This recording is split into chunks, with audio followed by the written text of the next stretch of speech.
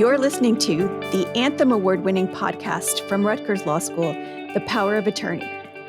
I'm your host and Dean of the Law School, Joanna Bond.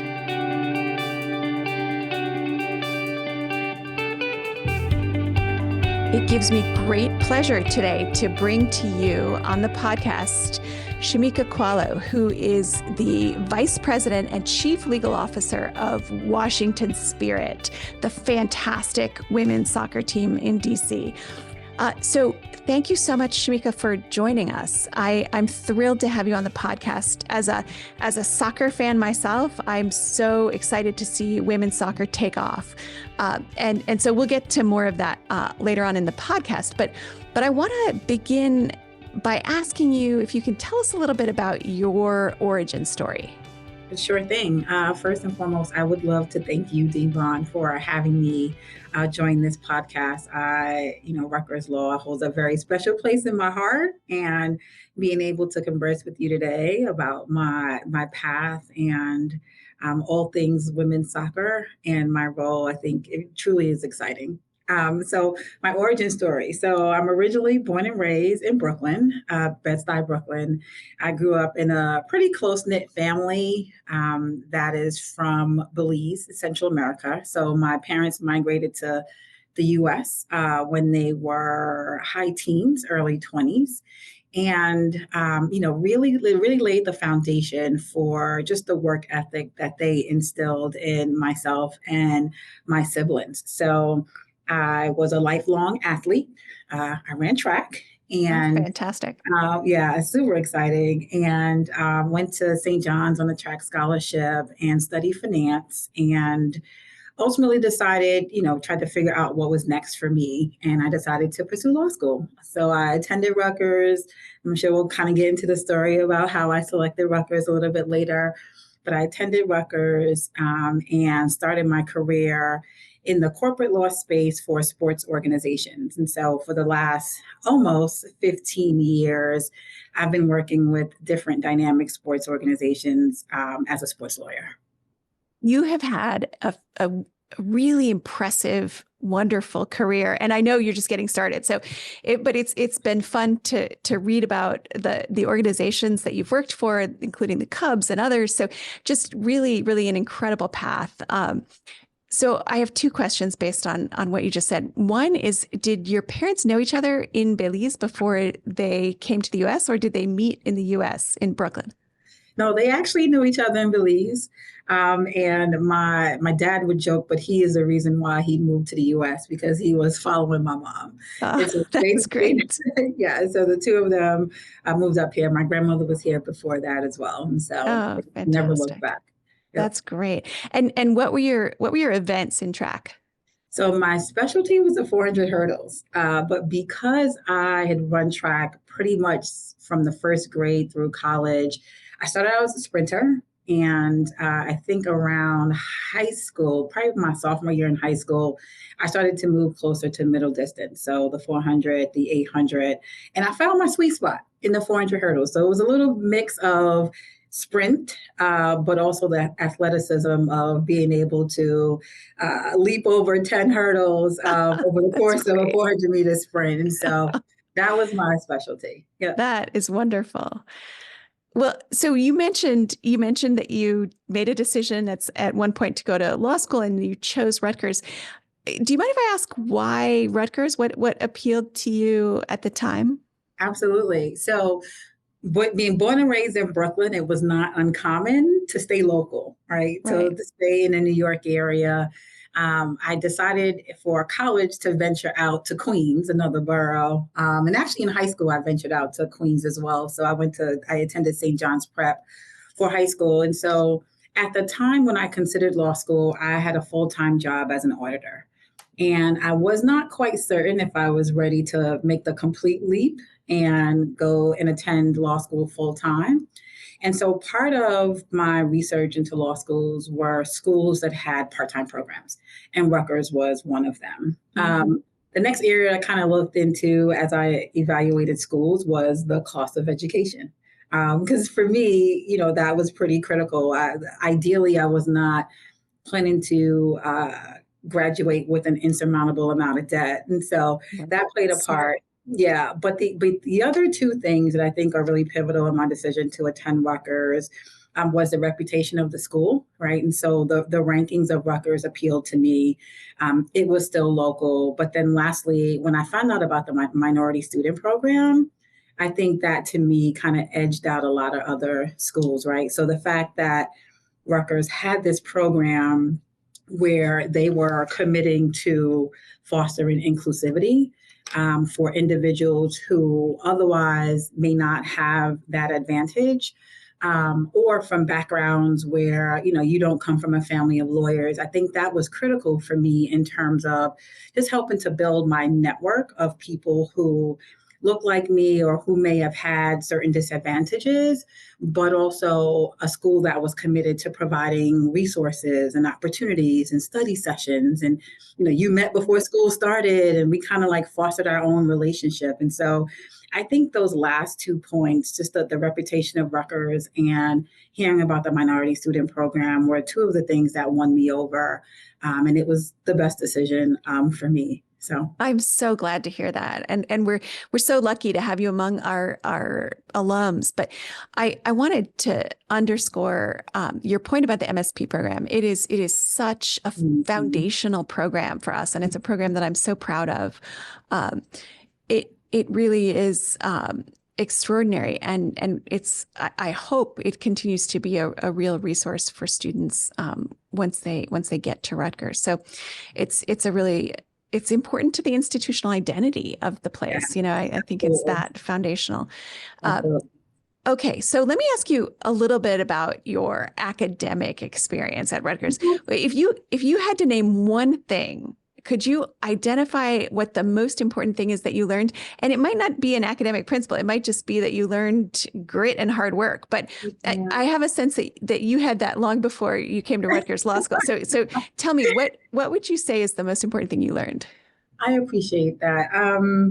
Well, this is a tough one, Dean Bond, because there's so many things. The one thing I would probably call out is like the value of relationship building, right? And I think we hear it often, but I do think that it is something that is woven into the fabric of Rutgers law, just in terms of the networks that you make amongst your peers, the relationships that you build with your professors, right? Like to this day, I probably have at least 3 Rutgers professors in my phone that I constantly reach out to, right? And in a lot of instances, it's simply just them saying, hey, I saw you made a move. This is great. Or continue to make me proud. Or me asking for guidance, Right. in something that I'm dealing with or something that I've seen before or even career moves. And so I do think that the value of relationships and building those relationships is probably one of the most critical things or most important things that I learned at Rutgers, because it really has shaped who I am.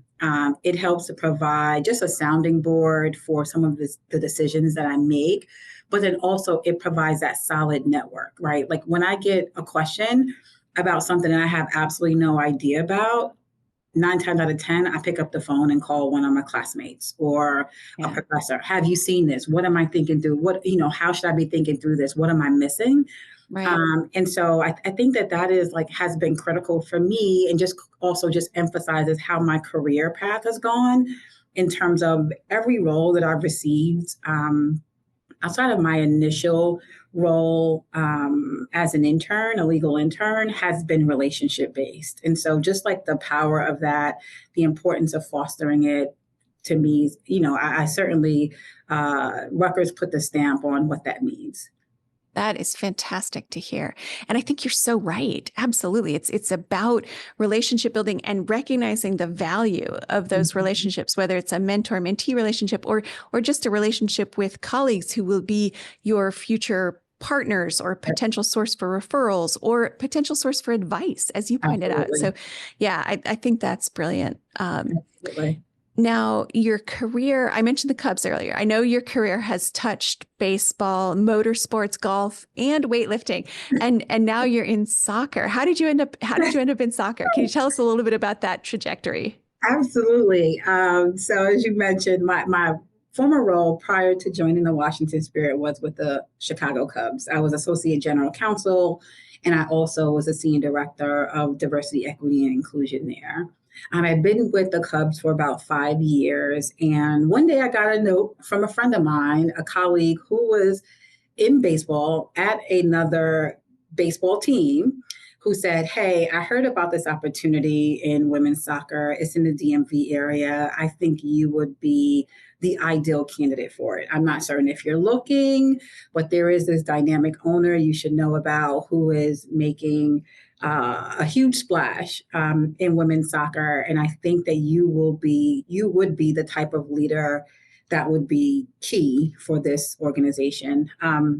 So I did a little bit of research regarding it. She had referred me to the recruiter for the role. And upon doing research, I thought that it would be a really cool opportunity to get to know this owner by the name of Michelle Kang and what the Washington Spirit was doing. There was no short of information about how this owner was investing in women, investing in training women as women, and really building or professionalizing this organization to be the most preeminent sports organization in the world.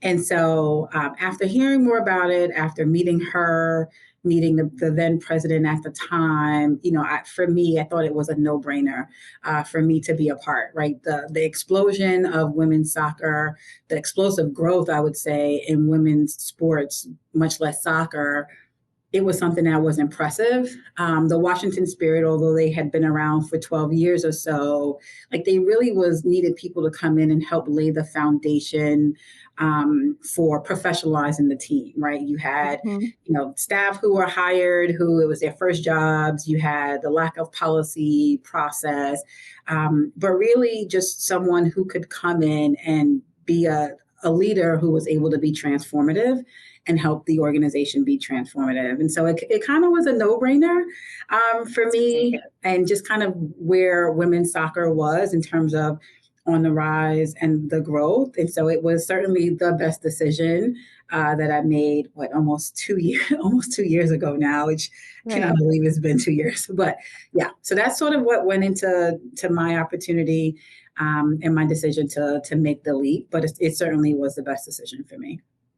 That's an amazing story, and I'm so glad you landed with the Washington Spirit, and it does sound like a really inspiring place to be in an inspiring moment in women's sports. So I'm thrilled for you, and I want to thank you again for hosting a Rutgers Law alumni gathering at a Washington Spirits game, because it was so much fun.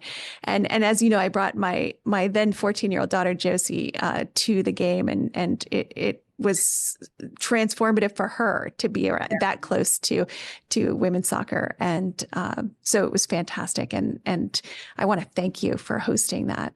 Awesome. Thanks for attending. Absolutely. It was so much fun. We'll have to do it again. Yeah. Now, I wonder if you can talk a little bit about exactly your current role entails as Vice President and Chief Legal Officer at the Spirit. Yeah, great question. The one thing I will say, and most in-house counsel will likely agree with me, is that no 2 days are the same, right? My overarching role is to be a solid business partner to the business and to help the business move forward and to help them do the things that they want to do while ensuring that we are minimizing our risk and exposure, right? So it's kind of helping them see the blind spots, the things that they don't see, but also allowing and enabling them to achieve their business objectives. And so I think that that's kind of how I would preface just like overall my role. And that could look, it varies in how it could look day by day, right? So I would say my primary responsibility is contract drafting and negotiation, right? And so I understand where we are as an organization. I understand what our strategic priorities are. I understand what it will take to move the business. And my job is to do just that. So every commercial contract I touch.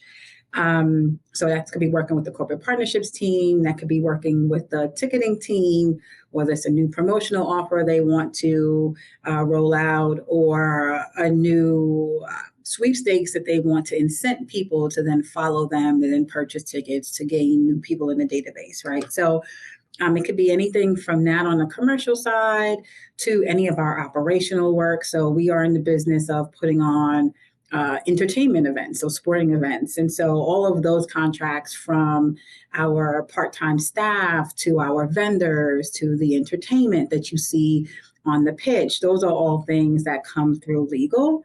On the sporting side, and I am a huge business partner to my sport and operations team. So I frequently have conversations with my GM, assistant GM, as it relates to roster management, things that they are doing on the sporting side, whether it be training camps that they're working through, whether it be visas for some of our players and or coaching staff. So I do a little bit of the sort of like the quarterbacking for immigration issues as well. I handle IP related work, which is, IP is IP, so it's pretty standard. But the one thing that I would say that probably is probably one of the most impactful things for me is I also oversee HR. And so, as you know, like the people and the culture are the heartbeats of an organization. They help you thrive. They are the ones who are going to go through a wall for you when you have these strategic priorities and these lofty goals. And so a lot of what I do really has to do with how we set in the culture, how are we building a high performing culture, how do we make sure that our values represent our purpose-driven ownership? Like, how do we motivate our staff? And how are we kind of pouring and investing into them so that they could be their best selves? And so I would say, in addition to my legal work, probably the HR work is one that goes unnoticed, but I think is the most critical to making sure that you are building a dynamic workforce. Absolutely. And you're building a culture in which athletes and everybody else can thrive, right? So I can see why that would be really important and kind of central to the work that you do. Absolutely. That is fantastic. I love how multifaceted the work is. And I personally like that I don't know on a given day what issue is going to walk in my door, but it's a lot of sort of dealing with things on the fly. So I like that. It sounds like you like that too. Absolutely. No, I think that it is, and it's incredible to have such a diverse or breadth of experience, right? And so, and to be able to work on so many things, I think is one that I never get bored, right? And honestly, though, I cannot remember any of my last few jobs where I ever said I was bored. It's always like there's always something to do, which is kind of in my nature. I'm always thinking about, okay, well, what's next, right? Like how are we learning more? How are we doing more? And so it's almost a be careful what you ask for, I will say. Right. But being with the spirit, just in addition to being chief legal officer and overseeing HR, like I really am a strategic thought partner for my CEO, right? So I'm in her office numerous times a day, right? She's running ideas by me. We are like throwing ideas back at each other. Really just how are we building this? And, how are we thinking bigger? How are we always trying to reach higher and just being what we want to be in terms of just being the preeminent sports organization in the world. So I want to talk about that for a second. I mean, Spirit is on fire right now. Your team is a force to be reckoned with, and so congratulations on making it to the final. And of course, Trinity Rodman is a finalist for U.S. Female Soccer Player of the Year. What is the best part of your job as it relates to athletics and the athletes that you work with? Yeah. I would say one of the best parts of my job is kind of being the machine behind the women on the pitch, right? And so I think at the time when they take the pitch, you see these stars in their elements doing everything that they need to do to be incredible, right? Like we have unparalleled talent at the Spirit, not just in Trinity, but also in Croy Bethune, who was the Rookie of the Year, or Hal Hirschfeld, who was called up to the women's national team. And so I think that for me, what I get excited about is having the ability to play a small part in their success. And again, a lot of it goes, may be unnoticed to the general public, but I do think that our athletes are different in that they certainly appreciate and value the work that's done in the front office. They say it often, right? They say, had it not been for the business office or the business team, like our stadium wouldn't be packed, right? This year, we reached 4 of our top attendance records, right? We had 3 sellouts in 2024, right? Wow. And amazing. Yeah. And so, I mean, it's not possible without the people here in the front office. So to see the players acknowledge that, appreciate it, and essentially say that, we are part of their success, I think that part, to me, is one of the things that brings me the most satisfaction. I can imagine. That's incredibly gratifying. And is it tough to be a woman of color in the front office of a major sports franchise? How does that feel on a day-to-day basis? What a trick question,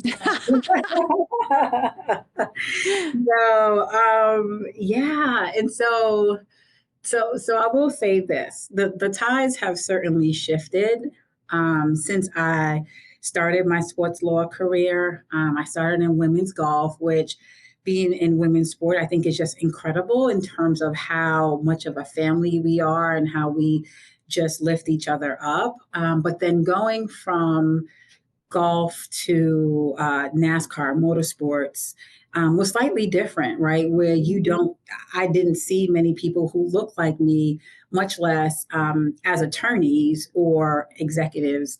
And so I think that I am often in places and spaces where I am one of only, whether it be one of only women in the room or one of only persons of color in the room. But I think that I certainly use that to my advantage. And let's be honest, like diversity of thought, perspective, and experience, I think is what makes an organization thrive.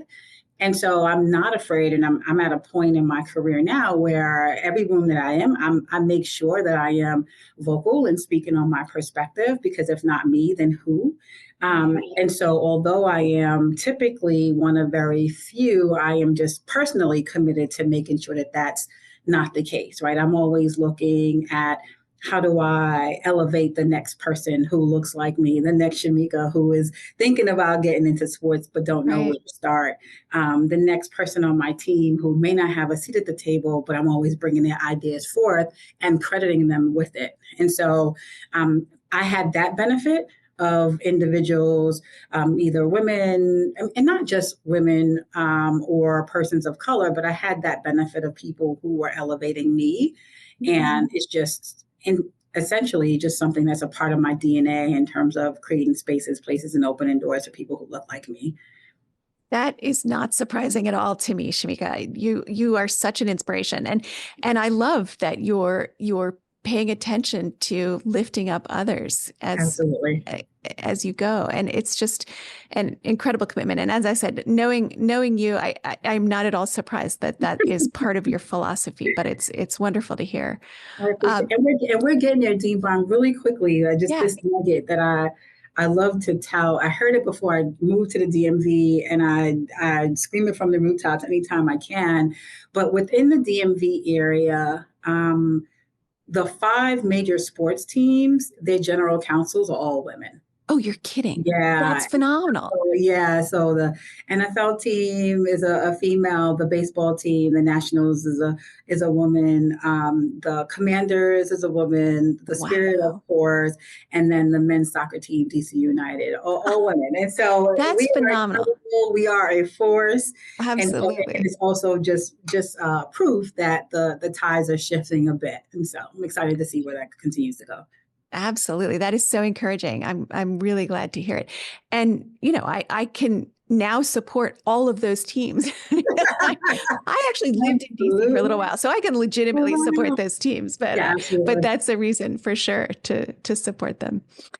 Now, I know you've done a lot of work in the DEI space, diversity, equity, and inclusion, and it's come under a lot of fire recently. That is probably an understatement. But can you talk a little bit about why DEI work is so important?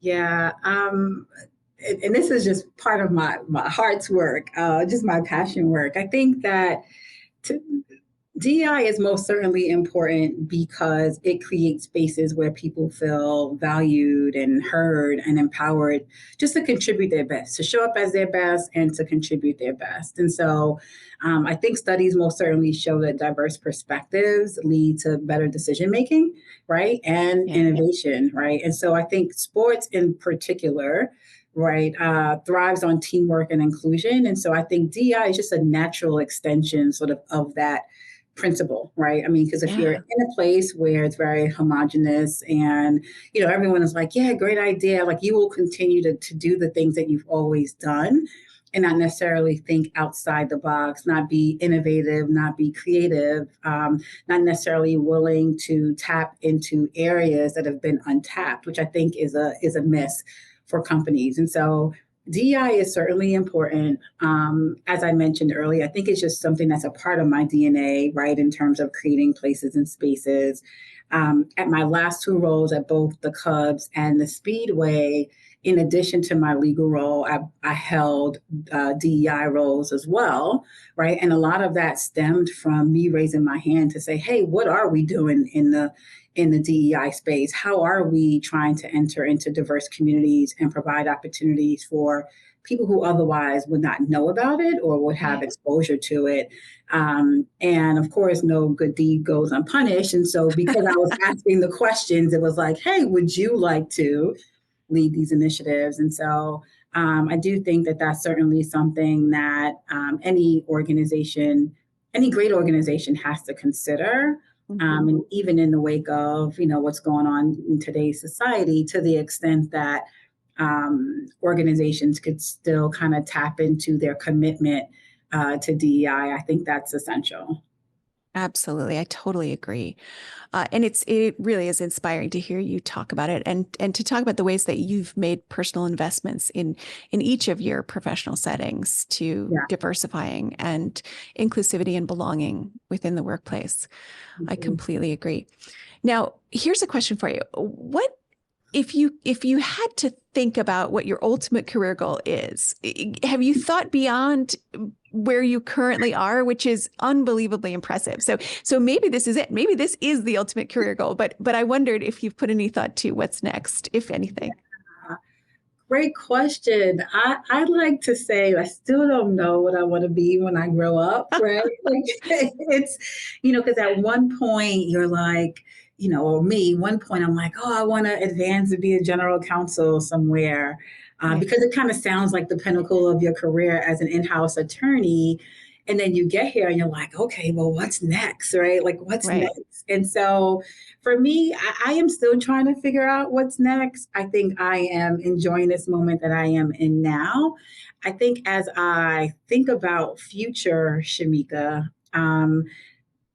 I think I will just need to make sure that I am in a place and space where I'm able to be a transformational leader, right? Or how I am helping the organization grow, how I am able to be impactful in that space. And that could look like so many different things, right? And so those are the things that kind of keep me charged at any organization, that keeps me excited about any opportunity. It's just having the ability to help build something, to leave an impact, and ultimately just leave a place better than I found it. So I think that for me is how I evaluate what's next. I wouldn't necessarily rule out an ultimate career kind of on the business side, right? So as we are looking and dealing with, the people that are leading some of these soccer franchises are dynamic, including my CEO, Kim Stone. And so, it is exciting to maybe possibly think about, maybe one day being a team president or something of that Right. sort. I mean, I have the business acumen. I spent around 10 years as an auditor. The legal work I think is great, but wondering sort of if this legal career is laying the foundation for something on the business side is just a possibility as well. Right. That's exciting to think about. And I have no doubt that you will be transformational in whatever role is next. Thank you. What advice would you give to students who might be interested in a career in sports law? Ooh, great question.